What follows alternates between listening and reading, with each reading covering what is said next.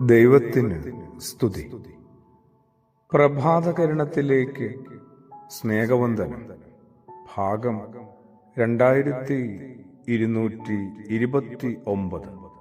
ഇന്ന് ഫെബ്രുവരി മാസം 6-ാം തീയതി, ഈ ആണ്ടിലെ 37-ാമത്തെ ദിവസത്തിലെത്തി. അയാൾ പലതും ആരംഭിച്ചിരുന്നു. ആരംഭിച്ചതൊന്നും നിലനിർത്തിയില്ല. ഇപ്പോ പുതിയതൊന്ന് തുടങ്ങാനായിട്ടുള്ള ബദ്ധപ്പാടിലാണ്, ഓട്ടപ്പാച്ചിലാണ്.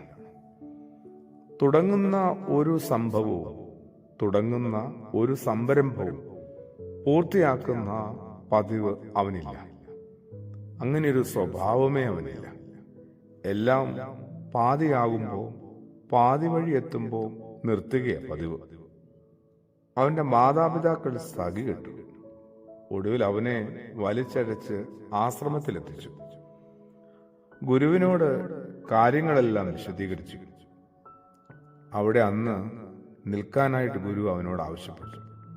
പിറ്റേന്ന് രാവിലെ ആപ്പിളിന്റെ വിത്ത് എടുത്ത് അവന്റെ കയ്യിൽ കൊടുത്തിട്ട് ആശ്രമത്തിന്റെ തോട്ടത്തില് കുഴിച്ചിടാനായിട്ട് ഗുരു ആവശ്യപ്പെട്ടു.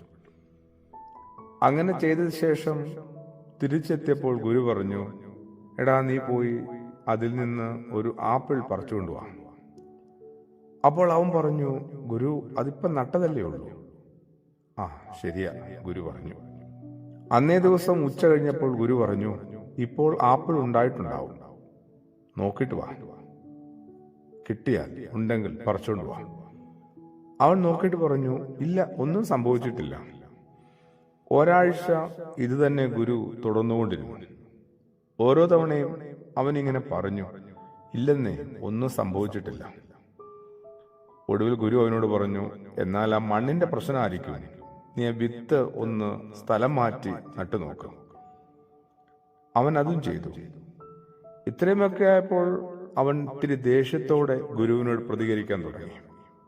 ഗുരു, ഇതിനൊക്കെ കുറച്ച് സമയം നൽകണ്ടേ?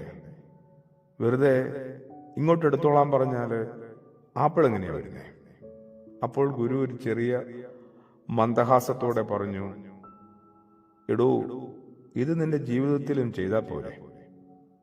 എന്തെങ്കിലും സംഭവിക്കണമെങ്കിൽ ചില കാര്യങ്ങൾ നിർബന്ധമായും വേണം. വിതയ്ക്കണം, വളമിടണം, വെള്ളമൊഴിക്കണം, പിന്നെ ഏറ്റവും പ്രധാനപ്പെട്ടത് എന്താണത്? കാത്തിരിക്കണം.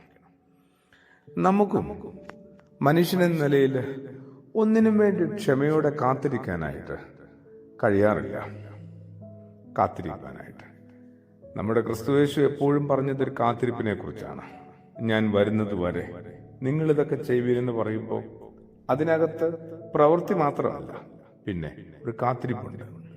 കൃത്യമായ ഒരു പരിധി പറയാത്ത കാത്തിരിപ്പാണ്.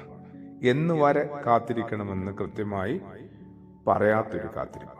ഒരു അനിശ്ചിതത്വം ഉണ്ട്, പക്ഷെ അതിനകത്തൊരു അനുഗ്രഹമുണ്ട്. ആമേൻ.